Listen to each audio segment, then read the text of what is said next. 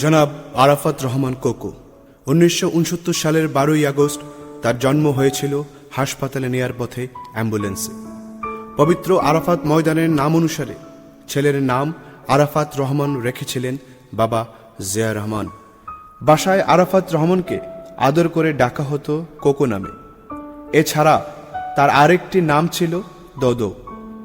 বাবার মতো শ্যামবরণ গায়ের রং আর কি গভীর মায়াবরা চোখের চাহনি।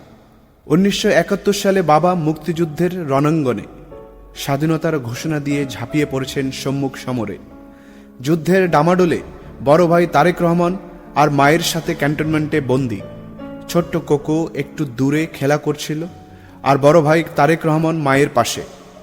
হঠাৎ মায়ের কি মনে হলো, তিনি গিয়ে ছোট ছেলেকে কোলে তুলে সেখান থেকে সরিয়ে আনলেন। আর পর মুহূর্তেই একটি মর্টার শেলের আঘাতে হুড়মুড় করে ছাদ ভেঙে ধসে পড়ল। কোকো যেখানটিতে ছিল ঠিক সেই জায়গাটিতে। সে যাত্রায় প্রাণে বেঁচে গেলেন তিনি। আরাফাত রহমান কোকো শিক্ষাজীবন শুরু করেছিলেন বিএএফ শাহিন স্কুলে। বাবা জিয়াউর রহমানের মৃত্যুর পর বেগম খালেদা জিয়ার রাজনীতিতে যোগ দিয়ে জাতীয়তাবাদী দলের হাল ধরলে মা তাকে পাঠিয়ে দেন চাচার কাছে যুক্তরাজ্যে। এখান থেকে তিনি ও লেভেল শেষ করে আমেরিকা চলে যান। আমেরিকা থেকে এ লেভেল শেষ করেন। এরপর তিনি অস্ট্রেলিয়া থেকে সিভিল এভিয়েশনে উচ্চতর শিক্ষা অর্জন করেন। একজন রেজিস্টার্ড পাইলট ছিলেন আরাফাত রহমান কোকো, কিন্তু মা ভয় পেতেন বলে আর পাইলট হিসেবে যোগ দিয়ে হয়ে ওঠেনি তার। ফিরে এলেন প্রিয় মাতৃভূমি মায়ের কোলে বাংলাদেশে। জনাব আরাফাত রহমান কোকো ছিলেন অত্যন্ত ন্যায়পরায়ণ ধার্মিক একজন মানুষ। বুঝতে শেখার পর থেকে কোনোদিন রোজা বাদ দেননি, নামাজ পড়তেন নিয়মিত। ধর্মীয় রীতিনীতি বিরুদ্ধ বলে জন্মদিনের কেক কাটতে চাইতেন না তিনি। বাবার মতোই খুব সাধারণ জীবনযাপন করতেন আরাফাত রহমান। খেতেন খুব অল্প পরিমাণে। হই হুল্লোড় আর উচ্চস্বরে মিউজিক পছন্দ করতেন না।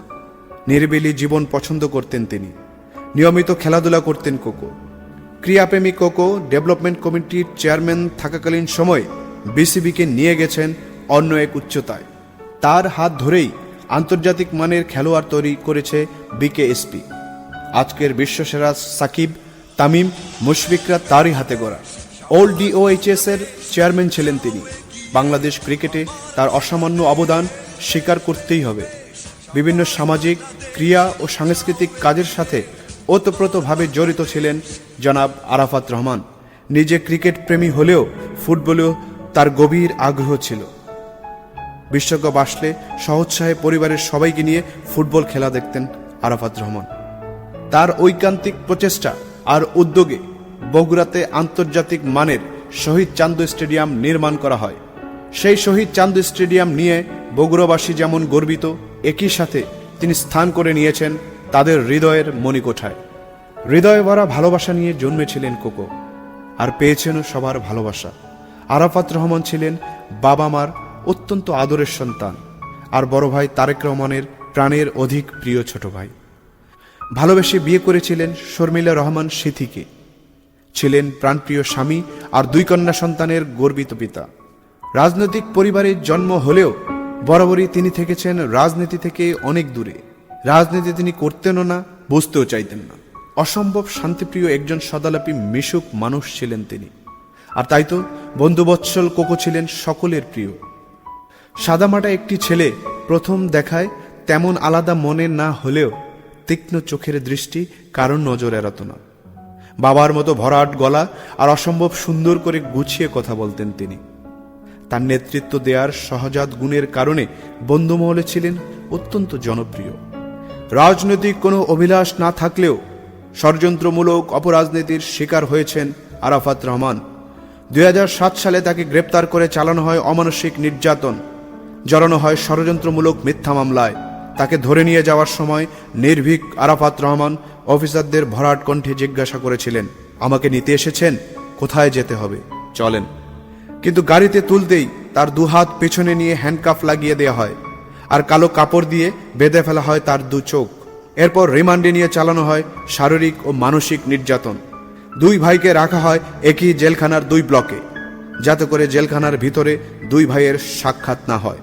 টকবকে তরুণ কোকোকে বাসা থেকে ধরে নিয়ে যায়, আর 2008 সালে জেল থেকে বের করা হয় হুইল চেয়ারে করে।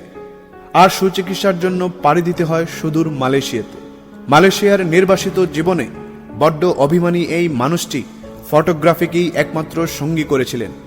বন্দি জীবনের অপমানের কষ্ট কিছুতেই ভুলতে না পেরে অনেকটা নিঃসঙ্গ নিভৃত জীবন কাটিয়েছেন আরাফাত রহমান।